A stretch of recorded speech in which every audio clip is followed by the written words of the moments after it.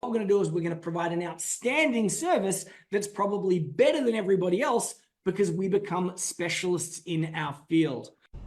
What you may have discovered on your own is that when you've found something that works, when you double down on that thing and go that little bit narrower, positive outcomes seem to happen. A lot of people will talk about the idea of having a narrow audience, but not everyone talks about the idea of having a narrow offer too. So what does your business look like if you've got a broad offer as well as a broad audience? That there is when you are a Jack or Jill of all trades and a master of none. I have people that meet at networking events all the time and I say, what do you do? And they say, I run a marketing agency. Or they might say, I'm a leadership trainer. Or they might say, I'm a lawyer. They might say, I'm a web developer. And they think that what they're doing is narrow. In this particular corner, what we're really doing is we're saying, I have bespoke solutions for everyone.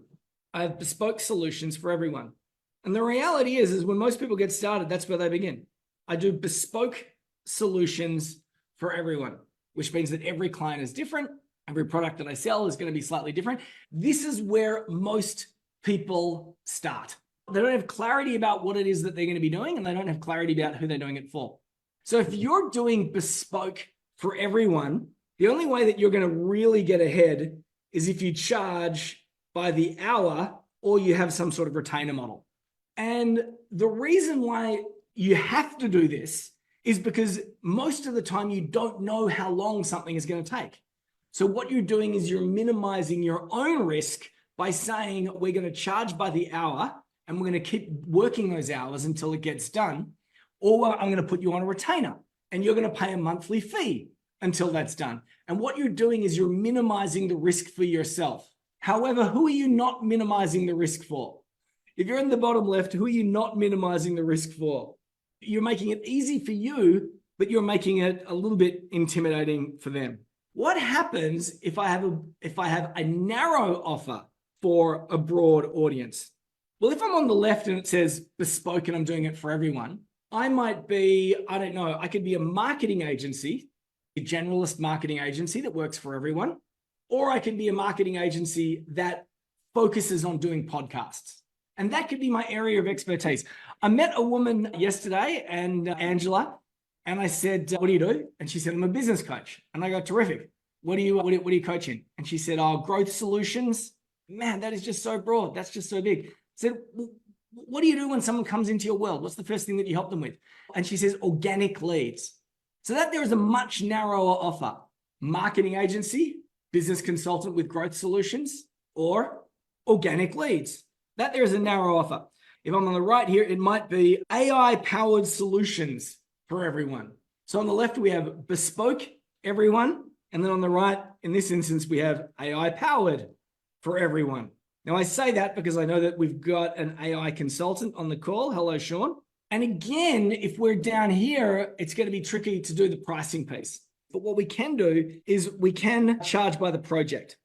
Now, the problem with these two ones down the bottom is that if we are servicing everyone, it's extremely difficult to find everyone. It's difficult to come up with language that's naturally going to attract the right type of people. So what ends up happening is we might need to charge a little bit more, and that is because our marketing is inefficient. The more inefficient your marketing is, the more time you have to put into marketing and sales, and you've got to recoup that money somehow. And who ends up paying for your inefficient sales and marketing? The client. The client ends up paying for your inefficient sales and marketing. Let's jump to the top left-hand corner. What if we have a broad offer and a narrow audience? Well, here, once again, we have bespoke solutions, but then we might have a very specific target audience. So let's say bespoke solutions for sales teams or sales directors. Now, what's cool about this is that suddenly our marketing just gets that little bit cheaper. And our marketing gets that little bit cheaper because we know who we're speaking to. We know how to find the sales teams. We know how to speak their language, and we dive into their world. But once again, we're stuck charging by the hour, or more likely in this particular instance, a retainer. And that is because it's a broad offer and we don't know how long it's going to take. Once again, a retainer is great for you. We all love monthly recurring revenue.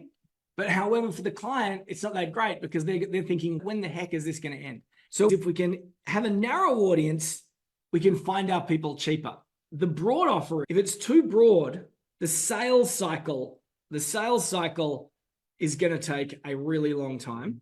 And that's because every offer is different. If every offer is different, the sales cycle is always going to take a little bit longer because every single proposal is going to be different. It's all going to be a little bit bespoke. Where do you think I'm heading, guys and gals? Since the topic is called Double Down Consulting, and I call this the B2B Niche Navigator. What does your world look like if you've got a clear target audience and you have a narrow offer? Well, the interesting thing is if we look at the different options here and we look at top left where we have bespoke sales teams, or we have down the bottom AI for everyone. What happens when you take the narrow offer and you combine it with the narrow audience? Well, you might say, well, I've been doing AI and I like sales teams. Let's pull them together. What are the things in particular, the headaches, the obstacles, the aspirations and desires that particular target audience is going to want from me? So we go, here's our target audience. Here's our narrow offer. How do we pull them together? If I'm a sales team, how would I want to be using AI? Now, I could go in the top right and I could say AI for sales teams, or I could go one step deeper and I say, we help sales teams use AI to get more leads, educate clients faster, build trust. And then suddenly the messaging changes. It gets very, very specific. And we end up with a specific audience. And if we have a very specific audience and we have a very specific promise that we can deliver, we can start to pull together a very specific package. And that is because all your target audience will largely be the same. So you can speak the same language, which means finding those customers is going to be cheaper. And the offer is also going to be largely the same. And if the offer is largely the same and the audience is the same, we can package it up into something that we can repeat again and again and again. Now, why is this double down consulting? Because I'm sure that you guys and gals are not in the bottom left-hand corner. I'm pretty darn confident that very few of you would be down the bottom left. You're not going to be down here. Otherwise, you probably wouldn't have made it into our world. Busting your head against the hustle ceiling, working really, really hard to find those clients and get them across the line. But I am confident that a bunch of you guys and gals will be really great at one thing. And I'm going to ask you right now, what is that one thing that you are great at? I also know that some people are really good at serving one particular audience. And we often start in one of these places. We often start at being really great at one thing, or we start with something broad where we're servicing one specific audience. What's also really good about this is that because we're providing the same set of solutions again and again and again, we can charge more for doing less.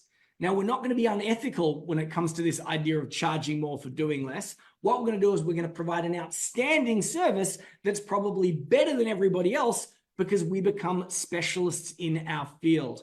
We begin to naturally attract more of the right audience. It becomes easier to close those clients, and we can indeed charge more while delivering a better quality solution.